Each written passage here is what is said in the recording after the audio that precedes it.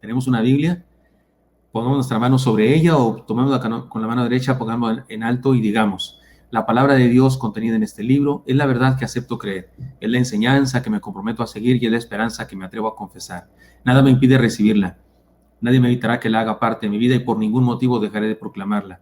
Estoy aquí para leerla, oírla y vivirla diariamente. Amén.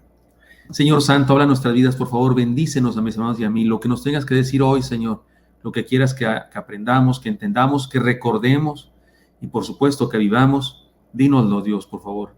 Queremos ser dóciles tal como hemos declarado en relación a tu palabra, queremos que nos hables. Hazlo, por favor, te lo pedimos en Cristo Jesús.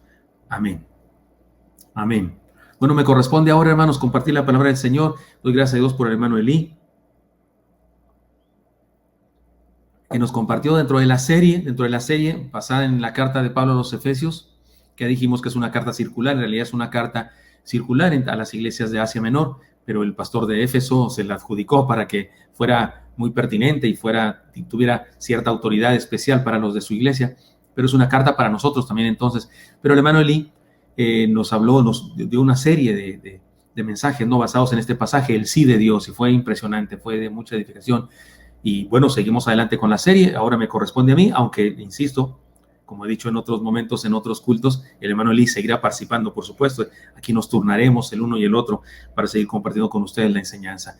El día de hoy, el mensaje se llama justamente como se llama la serie, La Iglesia de los Sueños de Jesús. Es aquí justamente donde es este pasaje el que, digamos, es el apóstol Pablo de manera más clara nos expresa esto justamente, que es su tema de la carta.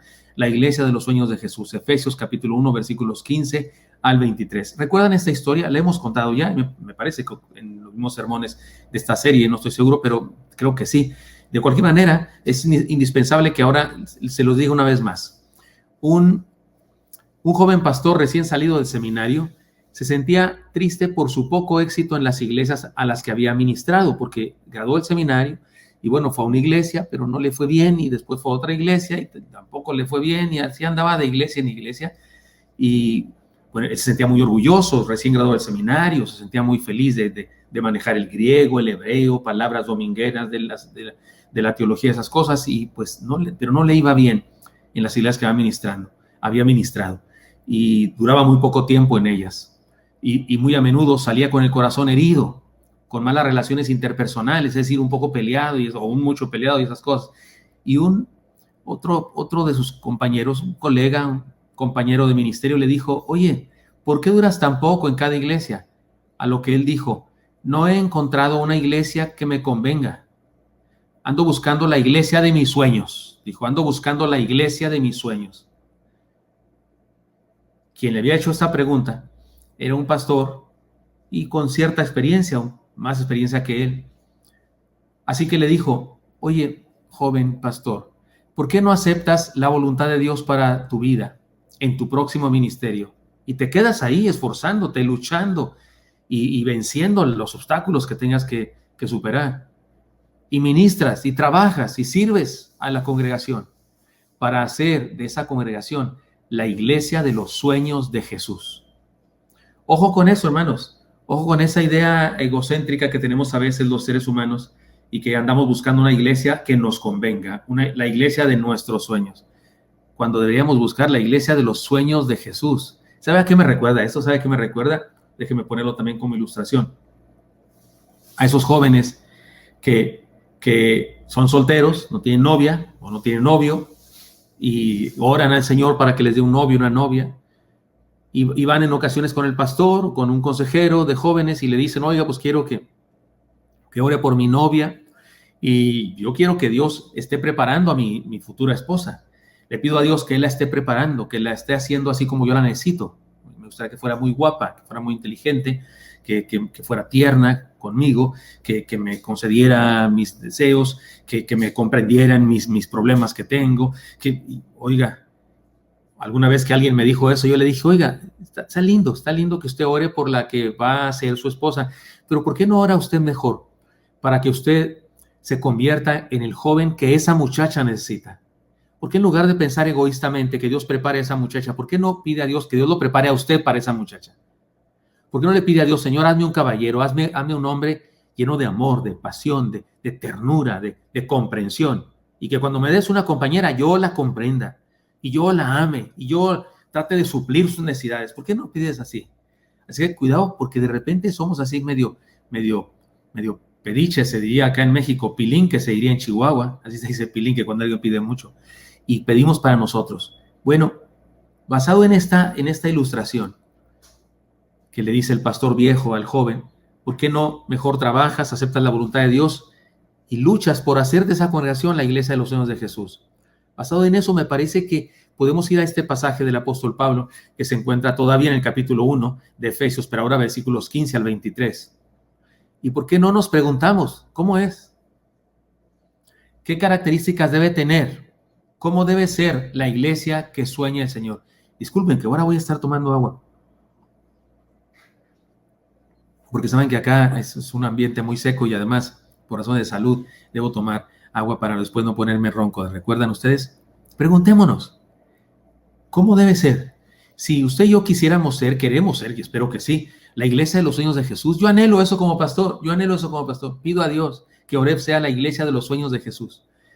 Trabajamos los pastores de Oreb, los siervos de Oreb, los diáconos de Oreb, los sugieres de Oreb, los maestros, todos, trabajamos por hacer de nosotros mismos, de nuestra iglesia, usted y yo somos la iglesia también, la iglesia de los sueños de Jesús, pero ¿cómo debe ser? ¿Qué características debe tener? Y me parece que en este pasaje, Efesios capítulo 1, versículos 15 a 23, encontramos algunos matices, algunas pinceladas o algunos principios clarísimos de cómo debe ser la iglesia de los sueños de Jesús. Quiero pedirles que abordemos el pasaje pensando en eso. No estoy seguro de que terminemos todo este estudio bíblico, pero vamos a ir por partes y no importa si no lo terminamos. Lo que sí necesitamos es aprender muy bien, muy seriamente y profundamente cada una de las enseñanzas que Dios tiene para nosotros. Al fin que tenemos todos los miércoles de este año, si Cristo no viene antes. Y si viene antes, ¿ya para qué le seguimos estudiando? Si en el cielo vamos a verlo todo. ¿Estamos de acuerdo conmigo? Muy bien. Número 1. Primer principio o primera característica o primer elemento que construye el carácter de la iglesia de los sueños de Jesús. Primera respuesta a la pregunta, ¿cómo debe ser la iglesia de los sueños de Jesús? Tiene equilibrio entre la creencia y la práctica. La iglesia de los sueños de Jesús es una iglesia equilibrada entre la creencia y la práctica. Miren cómo dice Efesios 1:15. A partir de ahí comenzamos. El hermano Eli predicó y disertó la palabra del Señor hasta el versículo 14, pero ahora vamos al 15. Y dice así, por esta causa también yo, habiendo oído de vuestra fe en el Señor Jesús y de vuestro amor para con todos los santos. Fíjese, Pablo está alabando a los cristianos.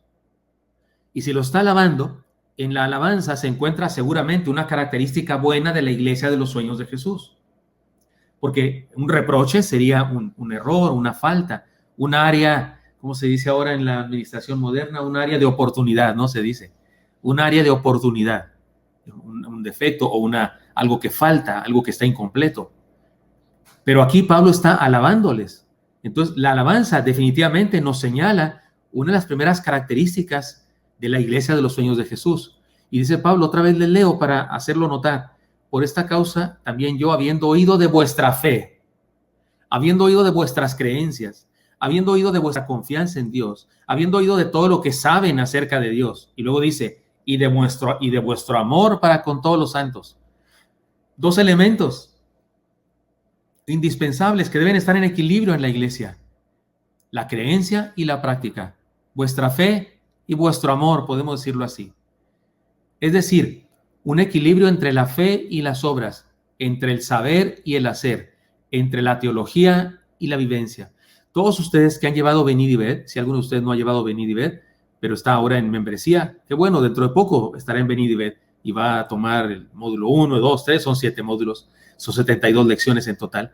Pero en el módulo, ¿cuál será? Es el módulo 2, yo creo, 3 por ahí, se habla de los defectos de la educación cristiana y se habla de personas que que enfatizan un área de la vida cristiana en lugar de ser equilibrados. Recuerdan, hermanos, Cantomo Benidibet, y hay por ahí un monito, porque hacemos dibujos en esa lección, hay un monito con una cabezota gigantesca y se le llama ahí el teólogo.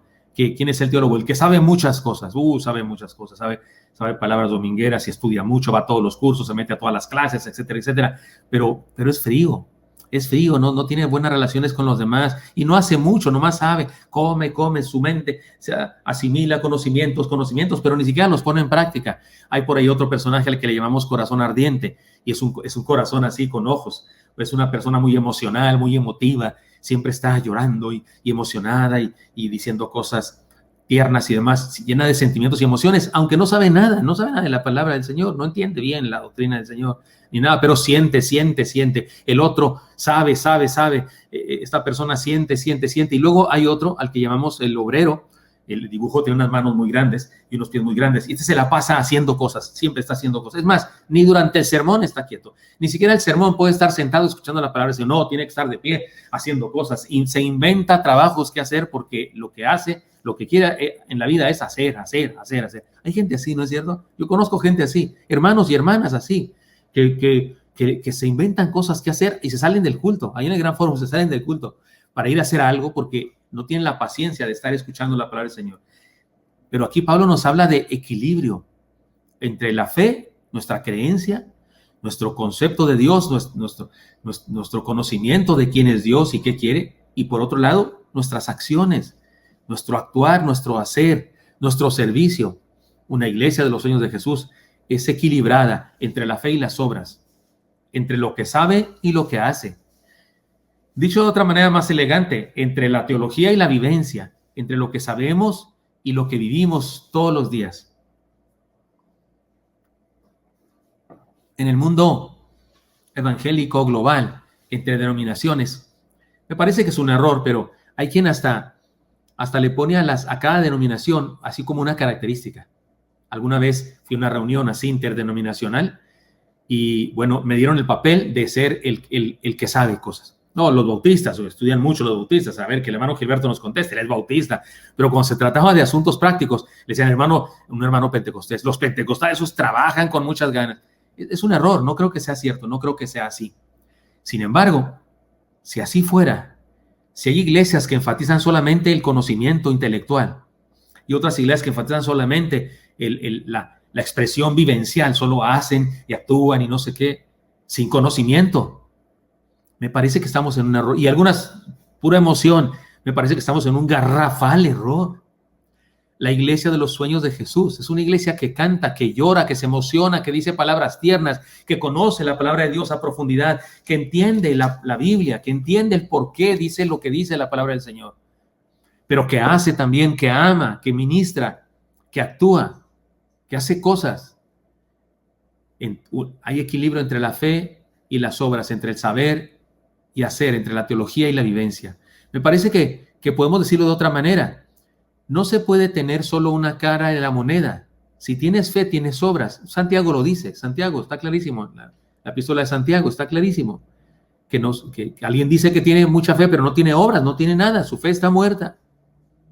Pablo dice, demuéstrame tu fe. Sin tus obras yo te mostraré mi fe por mis obras, le dice el apóstol Pablo. Yo te demostraré que lo que creo es verdad. Demostraré que lo que creo, lo creo con muchas ganas, por lo que hago, por lo que vivo. Una iglesia equilibrada es una primera característica que Pablo dice aquí. No digo yo que sea la más importante ni nada, no, es la que Pablo dice al principio, porque estamos estudiando el pasaje verso a verso. Estamos haciendo un exégesis verso a verso de este pasaje, y la primera cosa que encontramos es que Pablo alaba a estas iglesias por su fe y por su amor. No se puede tener una sola cara de la moneda. Necesitamos, hermanos míos, saber de la palabra del Señor. No nos conformemos. Yo tenía una oveja hace muchos años en otra iglesia, de una oveja que cuando yo trataba de enseñar, y además yo era un seminarista recién graduado, porque fue la primera iglesia que pastoreé después de graduado del seminario, y yo pues me sentía que sabía todo, ¿no? Sabía más que cualquiera porque venía del seminario y había estudiado todo, y teología sistemática y ética y exégesis y hermenéutica y griego y hebreo y no sé qué tantas cosas. Y entonces, no es que digo que usted me conoce, si usted cree que soy muy orgulloso, muy soberbio, pues entonces usted ya sabe cómo era yo, pero yo digo que no tanto así, pero sí me sentía muy feliz de saber eso y tenía muchas ganas de transmitirlo a mi gente. Tenía muchas ganas de decírselo a todas las personas. Es que de repente me aventaba así palabras domingueras, ¿no? De repente me aventaba, pues como dice, en el griego, la palabra griega, no sé qué, yo decía, y luego enseñaba cosas. Y había un hermano que me decía, pastor, cuando dice eso usted, yo dejo de escuchar. Yo con Juan 3:16 tengo, me decía el hermano. Yo con Juan 3:16 tengo, ese es el centro de la vida. Y además usted lo dijo, porque sí, un día yo lo dije. Un día yo dije que Juan 3:16, prediqué, Juan 3:16, prediqué. La grandeza del amor de Dios, el objeto del amor de Dios, la prueba del amor de Dios, es una serie de cosas que todavía en Oreb también he predicado eso, pero prediqué Juan 3:16 y dije que Juan 3:16 era como el resumen de toda la teología cristiana. Y entonces me decía este hermano, usted mismo dijo que Juan 3:16 era el resumen de todo. Yo me sé Juan 3:16 y con eso tengo, decía. Oiga, sí es maravilloso saber ese Juan 3:16 y estudiarlo y saber todo, sí, pero también hay que saber Romanos 3:23 y Romanos 5:8, ¿no? Y Hebreos 4:16 y el Salmo 23, es decir, hay que estudiar la palabra y entender más cosas que Juan 3:16 y entender el Evangelio de Mateo y el de Marcos y el de Lucas y el de Juan y entender por qué son distintos, por qué aparentemente de repente dicen cosas diferentes. Es bueno saber eso. El apóstol dijo alguna vez que Pedro, que necesitamos estar preparados para presentar defensa a todo y razón a todo aquel que demande la razón de nuestra fe. Así es que una iglesia equilibrada es una iglesia que sabe y sabe por qué sabe lo que sabe. No solamente sabe porque hay gente que dice, yo esto es lo que creo, porque eso es lo que yo creo. Pero ¿dónde está en la Biblia? No sé, ni me importa. Es lo que me dijeron. Eso es ignorancia. Eso es ignorancia. Y desgraciadamente, queridos hermanos, el día de hoy en el mundo evangélico hay una gran ignorancia. De hecho, me parece que hay una especie de anorexia, lo he dicho antes, una anorexia y bulimia bíblica en muchas personas. Hay personas que no tienen hambre de estudiar la Biblia, no tienen hambre de ir a reuniones en donde hay un falso profeta, un falso apóstol, dice cosas, les dice declaraciones, les dice revelaciones que supuestamente tuvo en un sueño, que fue en el espíritu, fue a no sé dónde, las cavernas de no sé cuál, y un montón de faramayas que no están en la palabra del Señor. Y hay gente que eso es lo que quiere, emociones y escuchar cosas. Cómo nos encanta saber del futuro, acerca de la escatología, del fin del mundo. Le aseguro que si quisiéramos hacer que alguno de los cultos de nuestra iglesia, no sé, el de los miércoles, de los sábados o el de algún culto de nuestra iglesia, que si quisiéramos subir la asistencia, le aseguro que lo logramos diciendo, el pastor Gilberto va a hablar acerca del fin de los tiempos. Se acercan el fin de los tiempos. El Cristo ya viene, está cerca. Escuchen los mensajes. Le aseguro que se nos llena, porque hay gente que le gusta eso. Saber cosas o que le digan cosas que creen saber, y otras personas les gusta hora y media de canciones y emociones. La iglesia equilibrada es una iglesia que sabe, sí sabe, estudia la palabra sistemáticamente, como nosotros estamos haciendo ahora. Mire, estamos estudiando, en los miércoles estamos estudiando con Efesios, en el curso avanzado estamos estudiando Corintios, recientemente estudiamos Romanos, y en los miércoles recientemente estudiamos Gálatas, ¿no es cierto? En la zarza estamos estudiando ahora sermones especiales sobre la salud, y en los devocionales estamos estudiando las enseñanzas del arca de Noé, y antes de eso estudiamos el corazón, el varón o el ser humano conforme al corazón de Dios, es decir, y series de mensajes que son carne, que también tienen leche, también tienen cereal con lechita y plátano, pero también tienen carne para alimentarnos. Pero si ahí nos quedáramos y no hacemos nada con lo que sabemos, estaríamos mal. No puede una iglesia tener solo una cara de la moneda. Si tiene fe, tiene obras. Y si tiene obras, es porque tiene fe. Si tiene obras sin fe, sin entender nada de la palabra del Señor, tampoco son obras saludables. Tampoco son obras que den fruto. Requerimos tener fe profunda, bien fundamentada, bien firme en la palabra. Por eso, querido hermano, usted que está conectado conmigo, déjeme de una vez darle una exhortación desde ahorita, aunque todavía no acabamos. Oiga, si usted no está en el instituto bíblico de nuestra iglesia, debe estar en el instituto bíblico. Usted sí, asista a los cultos, sí, asista a una zarza, qué bueno, pero también debe asistir al instituto bíblico, donde estudiamos la palabra en una forma sistemática y vamos creciendo y aprendiendo más y más. Es importante, es fundamental. Eso dice la Escritura. El apóstol Pablo dice que él no rehusó el enseñarnos todo el consejo de Dios, y luego dice cómo públicamente y por las casas. ¿Sabe qué significa eso? Públicamente, cultos masivos. Cultos donde está mucha gente y la gente no pregunta. Un pastor, un predicador habla, todos en silencio, escuchamos, recibimos la palabra. Pero en las casas son estudios comunitarios, estudios donde la gente puede preguntar, a ver, explícame bien eso, hermano, ¿y por qué esto? ¿Y por qué aquello? Y ahí estudiamos la palabra de una manera más profunda, más seria.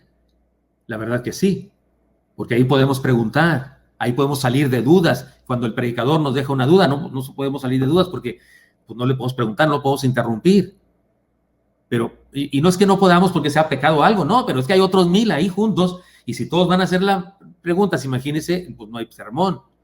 Pero cuando estamos en un grupo pequeño, 10 personas, 5 personas, 15 personas, yo no sé, 40, los que sean, tenemos ahora grupos un poco más grandes también, ahí se puede preguntar. Así es que, hermanos, necesitamos este equilibrio entre la fe y el amor, entre la teología y la práctica, entre lo que sabemos y lo que hacemos. Eso es una iglesia conforme a los sueños conforme al deseo de Jesús. Tiene que ver también, otra manera de decirlo es esta: la auténtica fe genera hechos.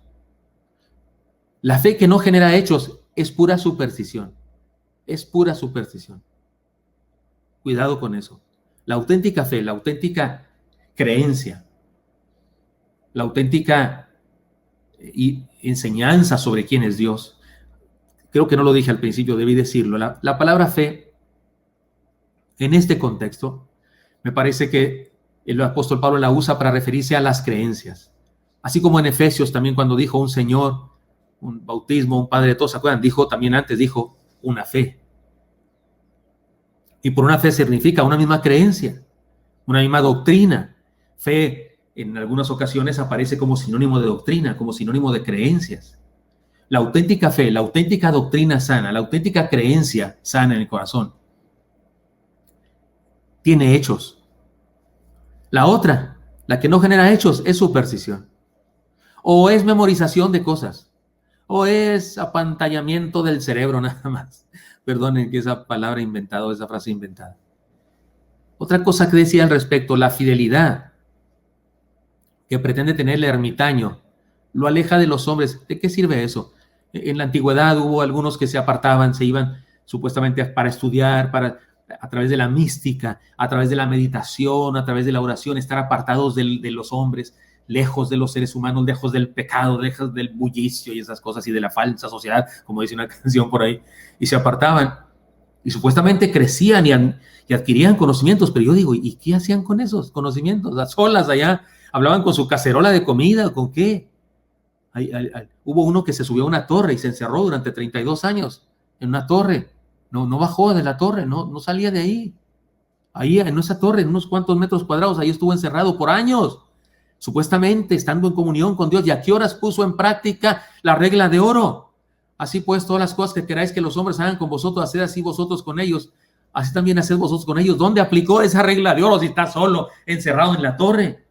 Ahora sí que en la torre, con la práctica cristiana, ahora sí que le dio en la torre a la vida cristiana, porque estaba encerrado en una torre. No, lo que aprendemos del Señor en la mística, en la meditación privada, solitaria, de nuestra vida devocional, lo que aprendemos ahí, salimos de ahí a hacerlo, a llevarlo a cabo. ¿Se acuerdan cuando los 3 discípulos del Señor más cercanos, Pedro, Jacobo y Juan, fueron con Jesús al monte de la transfiguración? ¿Recuerdan ese incidente? Está en los evangelios. Se puso la ropa del Señor muy blanca, más blanca que ningún hombre podía lavarla también. Y luego fue ascendido, fue apartado de ellos, y luego lo vieron platicando con Elías y con Moisés. Y luego, cuando el Señor aparece ya junto a ellos otra vez, fue la transfiguración esa, extraordinaria, un milagro. Pedro se le ocurre una gran idea, porque Pedrito siempre tenía buenas ideas, ¿no? Dijo, Señor, ¿y si nos quedamos aquí para siempre? No lo dijo con unas palabras, pero lo dijo así. ¿Y si hacemos 3 enramadas? O sea, tres tabernáculos, 3 casas hechizas así fácilmente. Una para Elías, una para Moisés y una para ti. O sea, quería quedarse ahí en la contemplación mística, en la contemplación de la devoción espiritual, solitaria, personal. Y el Señor le dice, no, bajemos. Y bajaron del monte de la transfiguración. ¿Y sabe qué fue lo que encontraron al bajar del monte de la transfiguración? Un endemoniado. Tuvieron que enfrentarse con un endemoniado. Uno dice, no, ese sí es cambio, ¿no? Eso sí es cambio. O sea, vienes descendiendo del Congreso, vienes descendiendo de una reunión espiritual llena de gozo, de alegría, lloraron, cantaron al Señor, tomaron decisiones y luego regresan a la casa. No, a la casa no, porque ahí no puedo hablar de endemoniamiento porque se oye muy feo, pero regresan a su ciudad porque fueron a un campamento, regresan a la ciudad y se encuentran con que tienen que trabajar ahora liberando a un endemoniado. No puede ser de otra manera. La iglesia cristiana no es ermitaña. La iglesia no es ermitaña, no, Señor. La iglesia sí se reúne y cuando se reúne está en la presencia de Dios, aprendiendo de Dios, alabando a Dios, llenándose de su presencia. Pero se acaba el culto y vámonos, despachémonos cada uno para la casa. Y en el camino a la casa, rumbo al restaurante, rumbo a los sopes de la 9 o rumbo a los chupacabras o rumbo al hotel Bellini o donde cada quien vaya a comer según sus posibilidades. Ahí en el camino vamos evangelizando personas, vamos compartiendo la palabra con personas y ahora vamos con nuestros familiares, que no, algunos son cristianos, y oramos antes de los alimentos y les compartimos la palabra, porque la iglesia no es ermitaña. La iglesia sí se aísla en ocasiones para estar en comunión con Dios, pero no por mucho tiempo. Después de eso, va a poner en práctica lo que aprendió. Este es el matiz que nos presenta ahora Pablo de la iglesia de los sueños de Jesús. Otra manera de decirlo es esta: la auténtica fe en Cristo te acerca a los hombres. La auténtica fe en Cristo nos acerca a los hombres. Hay gente que se las da de muy espiritual, se las da de muy cristiana, porque presumen de orar mucho, presumen de leer mucho la Biblia. ¿Sabe cómo se nota que de veras oré? ¿Sabe cómo se nota que de veras leí mucho la Biblia? ¿Sabe cómo se nota? Cuando me levanto de ahí de estar de rodillas y soy buena persona con mi esposa, soy buen esposo, o la mujer es buena esposa. Ahí se nota que de veras hablé con Dios cuando estuve de rodillas orando y cuando estuve encerrado en mi cuarto leyendo la palabra. Se nota que de veras hablé con Dios cuando después me levanto y soy tierno con mi esposa. Soy amable con mi esposa. Si después de haber hablado con Dios en mi meditación personal, aprendiendo, haciendo apuntes, anotando con mis comentarios, aquí yo tengo un montón de libros ahí en mi oficina. Los que han ido ahí a la casa pueden notar eso, está lleno de libros por donde quiera. De hecho, no está muy ordenado aquello. Según yo sí, en mi cerebro está bien ordenado, pero según la mente de otros, los que no saben cómo funciona eso, o cómo funciona el cerebro, pues, de otros, de los desordenados como yo, piensan que está desordenado, pero yo sé dónde está cada cosa. Pero estoy ahí con mis libros. Y después de eso, termino de estudiar y viene mi esposa a comer. Sí, espérame, pero ahí voy, que no estés molestando. ¿Cuál? Estuve leyendo la Biblia, quién sabe qué estuve haciendo, pero no estuve hablando con Dios. No estuve orando, no estuve hablando. Nadie que ha estado en comunión con Dios puede levantarse y ser así grosero con su esposa o ser grosero con su esposo. Ay, espero no estar tocando muchos callos, y si lo estoy tocando, pues hermano, pues para eso son los sermones, para tocar callos. Y luego me voy al trabajo. Y ahí en mi trabajo con los empleados o los jefes, los subordinados o los superiores o los iguales o los clientes, soy una buena persona. Eso es el principio que aquí el apóstol nos dice que es una iglesia. La auténtica fe en Cristo nos acerca a los hombres, nos hace tolerantes, amorosos, hábiles para establecer relaciones interpersonales. Los espinosos, hay gente espinosa a más no poder. Se pelean con todo el mundo, claro, todo el mundo tiene la culpa, todos los demás tienen la culpa. Yo digo que un verdadero teólogo Un verdadero teólogo, uno que de veras estudia quién es Dios y qué quiere, es cercano con los seres humanos. Es bueno en sus relaciones interpersonales. Lo digo porque de repente hay gente que se las da de muy teólogo porque son así bien serios, no hablan con nadie nunca, siempre están amargados. Me molestan las multitudes, no soporto a esto, odio a la gente. ¿Cuál teólogo? Ni que nada. El que conoce a Dios, ¿no dice el apóstol Juan? ¿Cómo dices que amas a Dios y no amas a tu hermano? Es mentira. Porque si no amas a Dios, si dices que amas a Dios, que no lo has visto, pero no amas a tu hermano, que sí lo ves, estás equivocado. La auténtica fe en Cristo te acerca a los hombres. La enfermiza te aleja de los hombres. La fe que no es auténtica te aleja de los hombres. ¿Se acuerdan ustedes de la fidelidad de los inquisidores que perseguía a los hombres, los torturaba, los mataba por pensar de diferente manera que ellos? Eso es una enfermedad. Ha habido eso en la historia de la humanidad. Ha habido eso en nombre de Dios durante mucho tiempo. La iglesia que gobernaba el mundo durante la Edad Media, supuestamente por su fidelidad a Dios, torturaba, perseguía, quemaba a seres humanos. ¿Qué es eso? Inventaron aparatos de tortura terribles. Solo una mente enferma y endemoniada puede inventar semejantes cosas. O sea, inventar cómo causarle dolor a un ser humano. ¿Cómo le podemos causar más dolor a un ser humano? Y inventaron máquinas que con una refinada inteligencia causaban dolores terribles a los seres humanos. Supe que alguna vez se exhibieron ahí en la Ciudad de México, se exhibieron en una sala, en un museo, instrumentos de tortura de la llamada Santa Inquisición de la Iglesia Católica. Y hubo gente que se desmayó después del recorrido, cuando iba el guía ahí diciendo cómo torturaban a la gente, y aquí lo acostaban, y de aquí le jalaban, y aquí esto. Y hubo personas que se desmayaron de la impresión, ¿cómo puede haber tanta maldad? Y lo hacían en el nombre de Dios. Eso es no conocer a Dios en lo absoluto. Pero espéreme, no digamos, no nos quejemos tanto, sí, qué gente, qué bárbaro, no, hombre. No, todos de alguna manera en ocasiones caemos en ese error de creer que porque estamos muy cerca de Dios tenemos derecho de condenar a otros. Es al revés. Mientras más cerca estamos de Dios, más amor tenemos, más paciencia, más benignidad, más bondad, más fe, más mansedumbre, templanza. Amor, gozo, paz, paciencia, habilidad, bondad, fe, mansedumbre, templanza. Mejor me los digo todos juntos ya, y no me entendieron nada porque sé que hablé como trabalenguas. Mejor pensamos en el fruto del Espíritu. El fruto del Espíritu es justamente el resultado de estar en comunión con Dios por Santo Espíritu. Y el fruto del Espíritu en mi vida es amor. Miren, nomás comienza con amor, gozo, paz, paciencia, benignidad, bondad, fe, mansedumbre, templanza. Si una persona se la pasa leyendo la Biblia, se la pasa estudiando, pero en lugar de amor tiene odio, en lugar de gozo tiene amargura, en lugar de paz tiene intranquilidad, en vez de paciencia tiene impaciencia.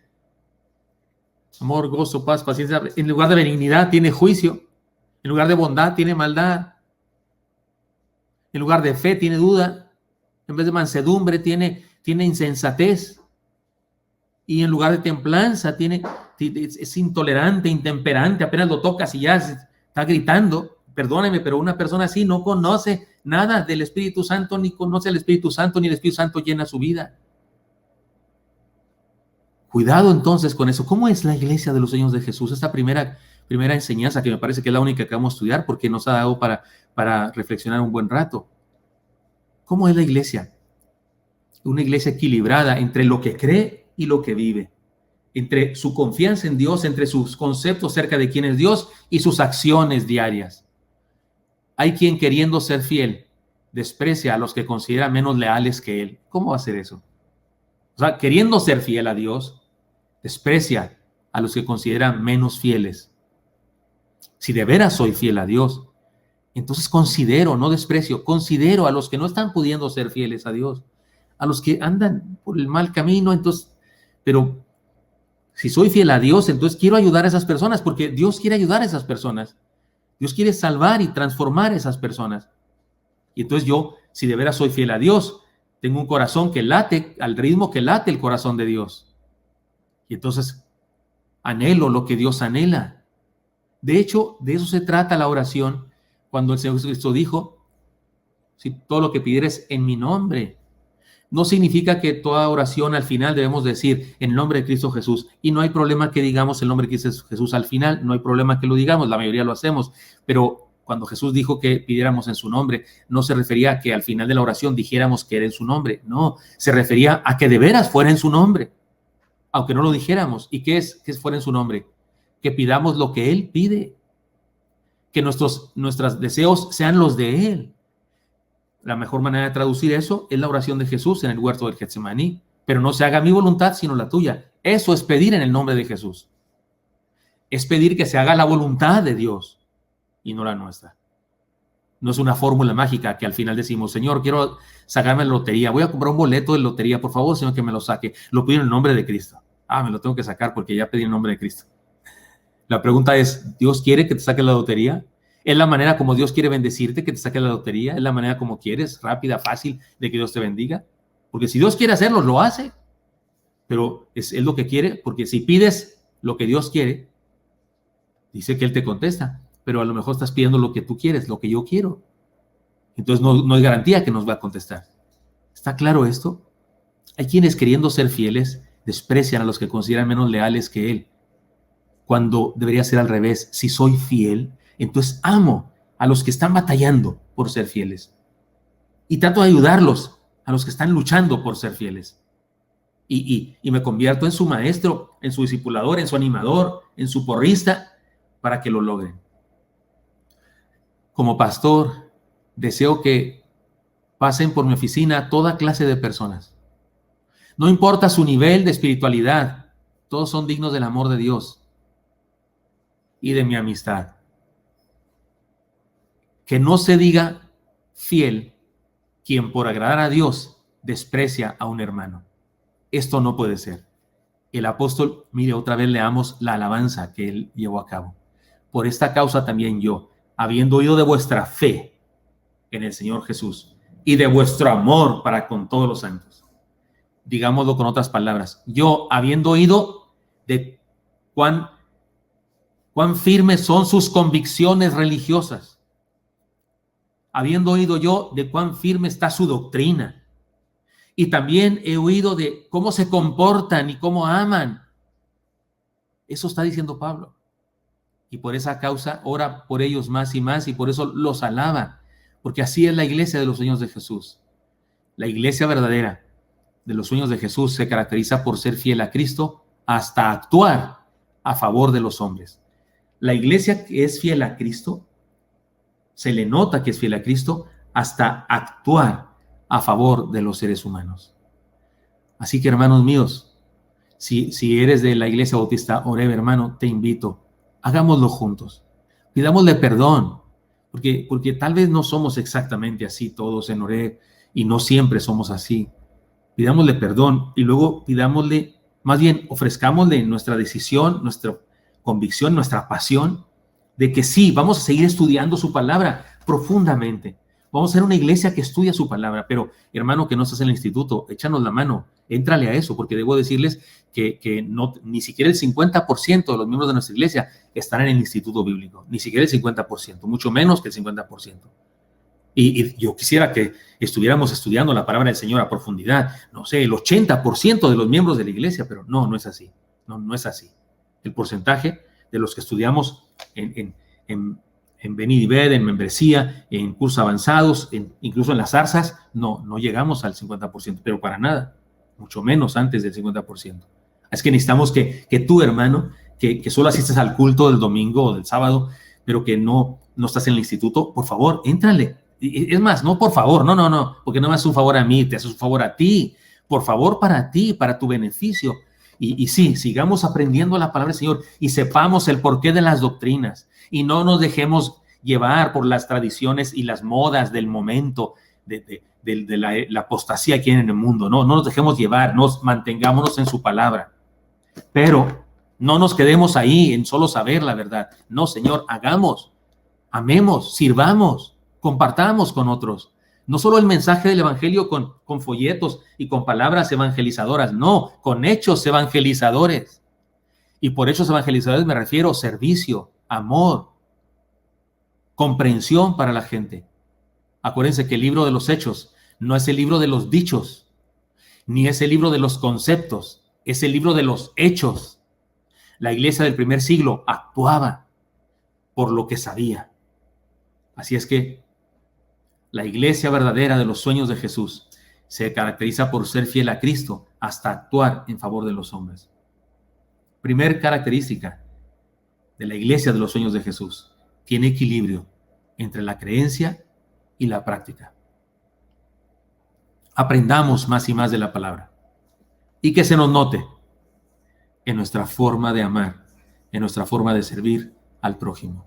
Señor, te doy gracias porque me has permitido hablar con mis hermanos esta palabra, y te pido, Dios, por Oreb nosotros, por Oreb, permítenos, Señor, crecer en conocimiento de tu palabra, tener firmeza de fe, convicciones cimentadas en tu palabra. Pero también, Señor, te ofrecemos que queremos actuar en base a lo que aprendemos y ser siervos tuyos, discípulos tuyos, gente que comparte amor, gente que ama, gente que comprende, gente que lleva a cabo hechos evangelizadores, no solo que dice palabras evangelizadoras. Y úsanos, Señor, para transformar este mundo. Y te pido también por otros hermanos que están con nosotros de otras comunidades de fe. Bendíceles también ahí en su comunidad de fe. Trae avivamiento, Señor, a nuestras iglesias locales en México. Y que seamos iglesias con equilibrio entre lo que sabemos y lo que hacemos. Te lo pido en Cristo Jesús. Amén.